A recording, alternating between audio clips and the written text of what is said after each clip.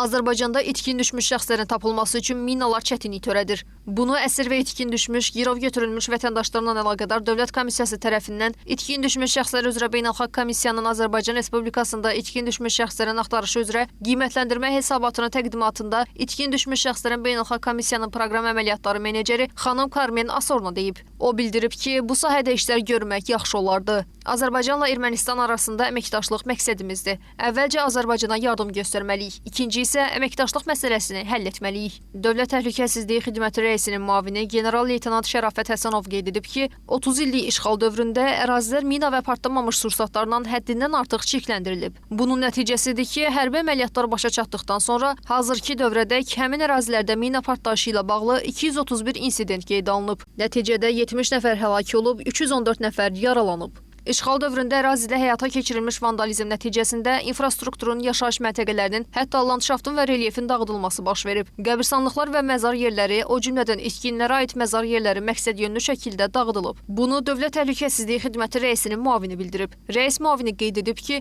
yuxarıdakı səbəblərə görə hətta məzar yerləri barədə Dövlət Komissiyasına məlumat verən insanlar belə ərazilərə aparılarkən onlara məlum olan dəfn yerlərini dəqiq göstərə bilmirlər. General-leytenant Şərafət Həsənov bildirib ki, itkinlər məsələsində beynəlxalq nüfuza malik ICMP-nin itkin düşmüş şəxslərə aid məzar yerləri barədə məlumatların Azərbaycan tərəfinə təqdim edilməsi ilə bağlı Ermənistanın aidiyyəti qurumları qarşısında məsələ qaldırmasından və bu məsələdə vasitəçi olmasından məmnun olardıq. O qeyd edib ki, Azərbaycanın beynəlxalq hüquqla tanınan suveren ərazilərinin 30 ilə yaxın müddət ərzində işğal altında saxlanılması itkin düşmüş vətəndaşlarımızın taleyinin aydınlaşdırılmasına imkan verməyib.